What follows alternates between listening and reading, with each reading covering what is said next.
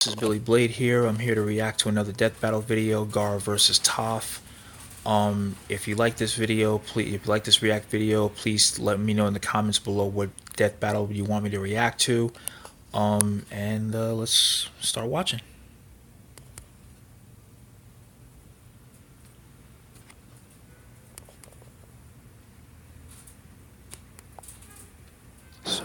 This episode of Death Battle is brought to you by Squarespace, the easiest way to create a beautiful website, blog, or online store for you and your idea. Squarespace features an elegant interface, beautiful templates, and incredible 24/7 customer support. Try Squarespace at squarespace.com/screwattack and instantly get 10% off. I'm making boomstickrules1.com for obvious reasons. Let me get some light. Throughout Death Battle, we've seen all manner of weapons and abilities, but these two combatants command the very earth around them. Gaara of the desert. And Toph Fong, the blind bandit. He's Wiz and I'm Boomstick. And it's our job to analyze their weapons, armor, and skills to find out who would win a death battle. Gaara of the desert is a short, skinny, pale stick of a kid, but he's also one of the deadliest shinobi in the world. He looks like a member of Green Day. Gaara is the son of the fourth Kazekage, leader of the village hidden in the sand. Born prematurely at the cost of his mother's life, Gaara was destined for a childhood of depression and loneliness from the get-go. Not even a minute old and already has a kill under his belt. Though, technically, he had a little help. Because, you see, as he was being born, his father was like, "Hey, you know what would be awesome? Using ninja magic to seal a horrible monster in my son's belly to turn him into an ultimate weapon."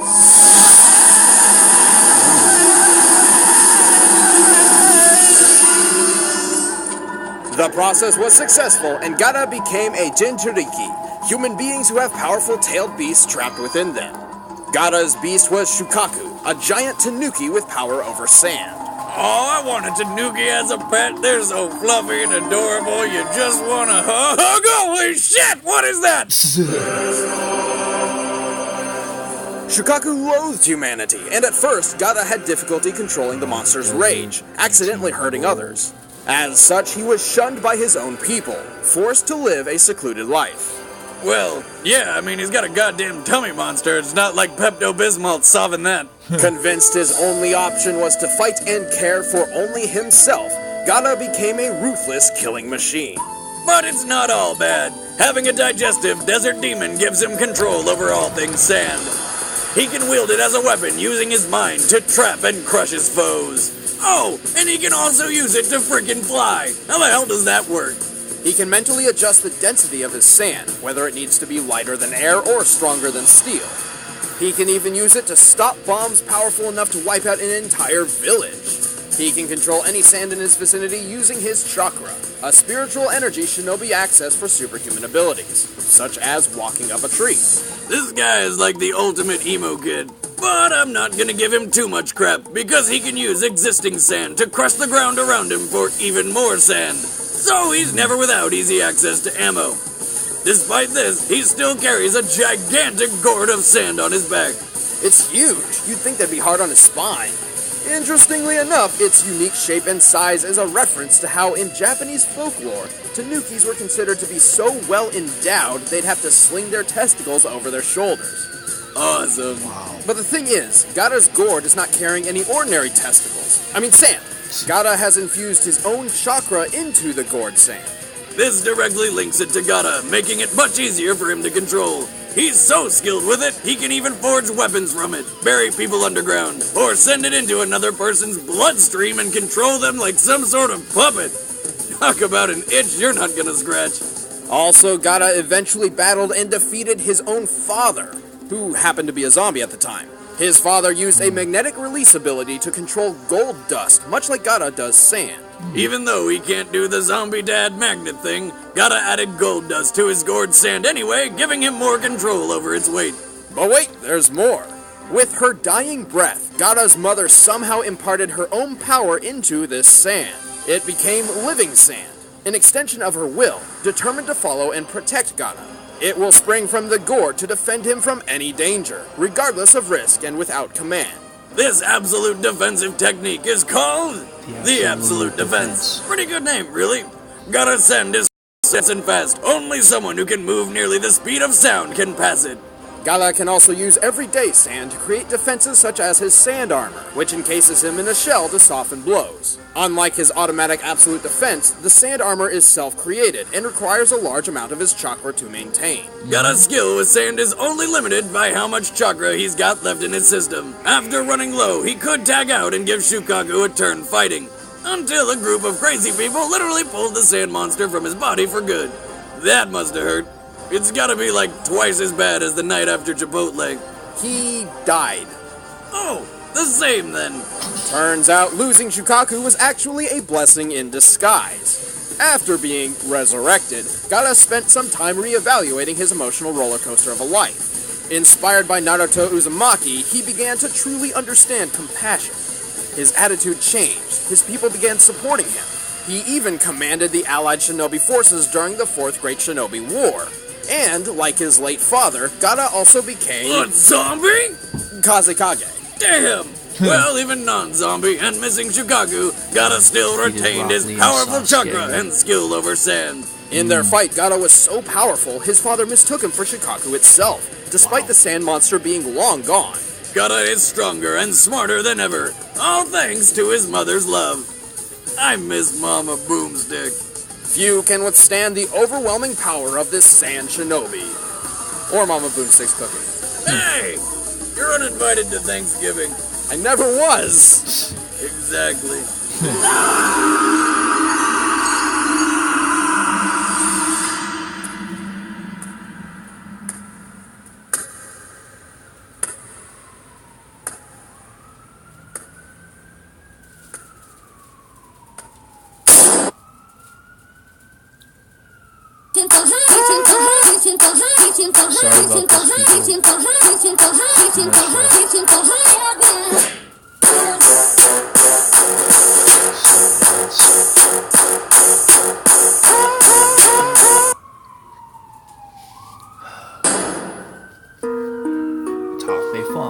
As the only child of the wealthy Beifong family, Toph was kept a secret from the rest of the world. Hidden away, she was pampered and guarded like a fragile child.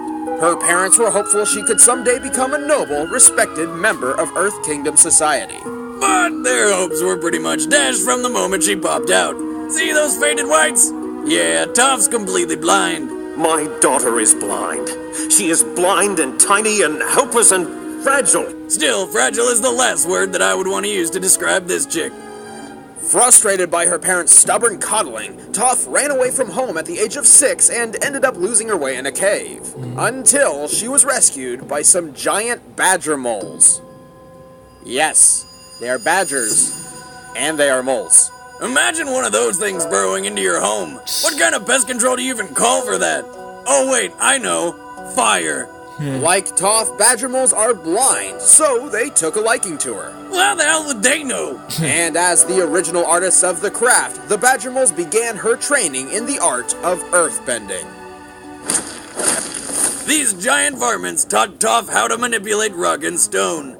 Using movements similar to the Chugar praying mantis martial art, Toph can telekinetically throw, grow, shrink, and alter Earth in any conceivable way, making for some pretty down-to-earth attacks and defenses. The badger moles also taught Toph how to see. Wait, these ridiculous creatures are also masters of LASIK surgery? No, Toph does not use her eyes to see. Of course, her other senses are extremely accurate, and as a master earthbender, Toph can sense the location of Earth anywhere.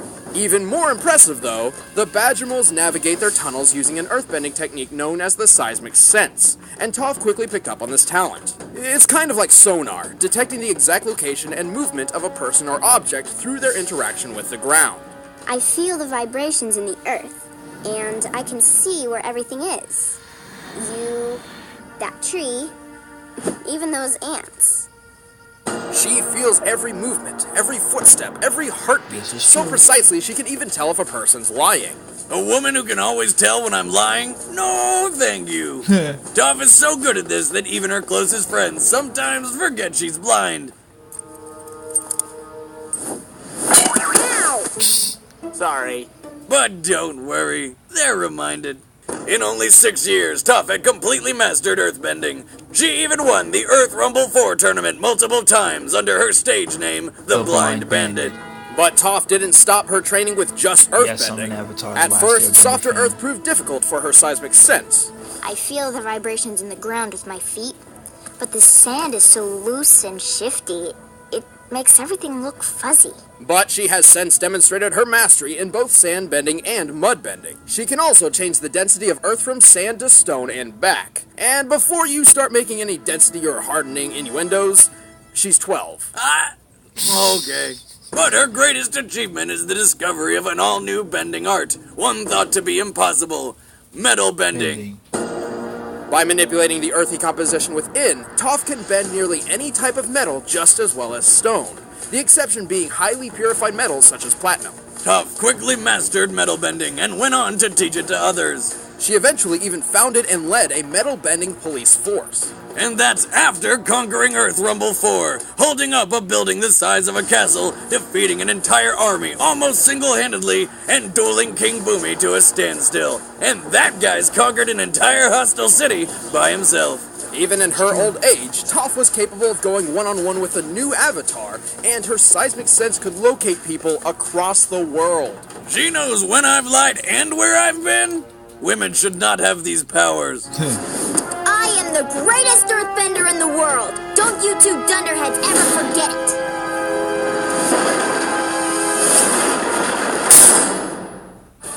All right, the combatants are set. Let's end this debate once and for all. It's time for a death battle! Here we go.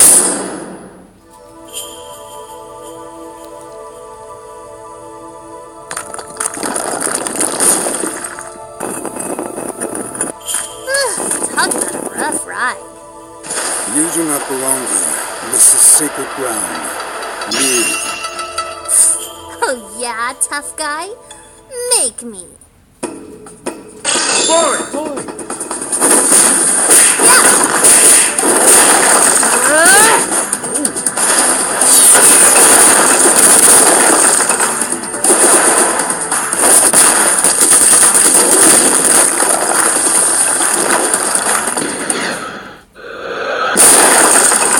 Interesting.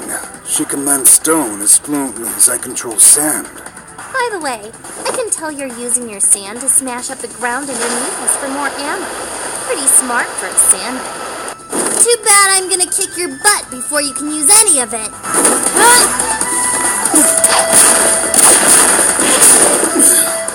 I can't underestimate her. I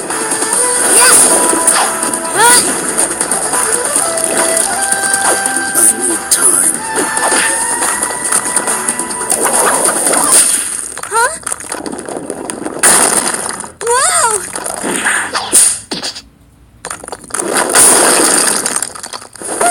Sorry, Grumpy.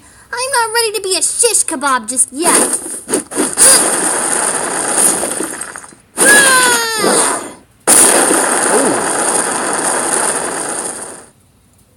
Come on! Are you really that scared of a little blind girl? I'm touched.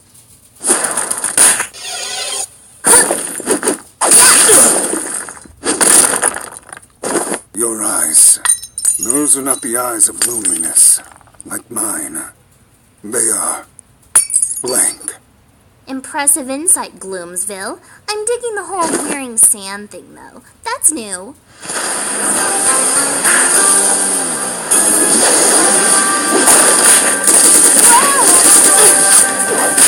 Hey, no fair! You need your arms to control the earth. I will remove them.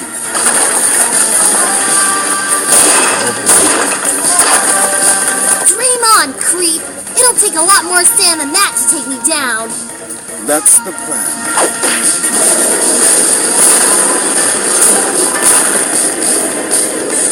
Oh, crap.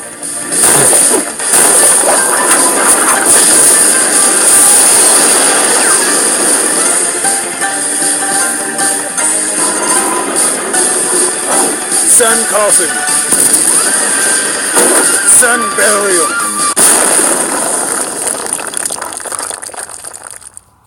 It is done.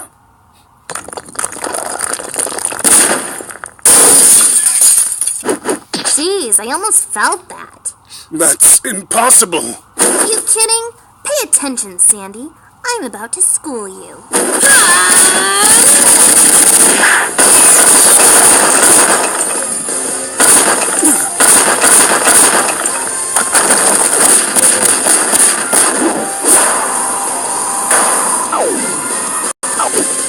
Misdirection.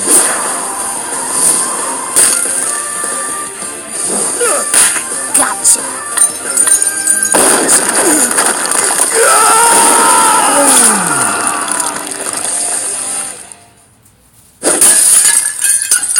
That's how it's done. Ah, goddamn son of a shit weasel! Why did another anime character have to lose? Yeah, but here's why. Gaara's sand is monstrous, and its speed and power could easily obliterate most foes. But with Toph, it's another story. Really? She's friggin' blind, for God's sakes, and he can fly! Oh ho ho! In the official behind-the-scenes extras of the Avatar Book 2 DVD, we found this. Toph can feel the earth, even if it isn't connected to the ground. Toph is tough, but her real strength lies in her precision and technique. With her earthbending and seismic sense, she could see Gaara's attacks coming the instant they began, regardless of if he was in the air. While Gaara's chakra-infused sand is controlled by his late mother, it's still sand. Just like in an earthbending duel, Toph was able to influence it long enough to misdirect or block attacks. Also remember, Gaara added his father's gold dust to the mix, giving Toph 2 different bending options just in case. Unlike platinum, gold contains traces of iron and copper, and can be metal bent. To top this off, Gaara keeps himself covered in his sand armor, so Toph could always sense where he was. And it's specifically stated that the sand armor uses up large amounts of Gaara's own chakra, not his mother's sand. So, when he ran low on chakra, it became difficult to maintain.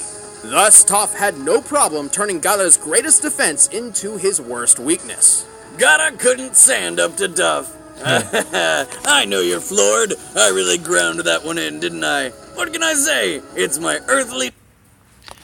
Wow, that was an interesting death battle. I would have to say Toph really got that one from the beginning.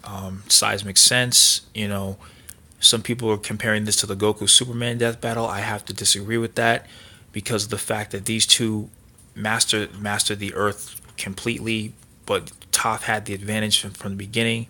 Like they said, Toph could feel the Earth even if it wasn't connected to the ground. So basically, it's like she had any advantage. Oh, but what about the sand clone technique? Yeah, if Gaara would have used the sand clone technique, that would give Toph more options to basically end him right then and there. So either way, Toph got that.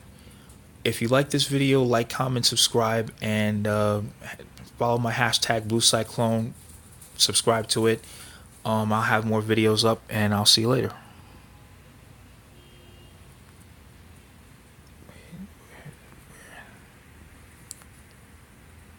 Where is it?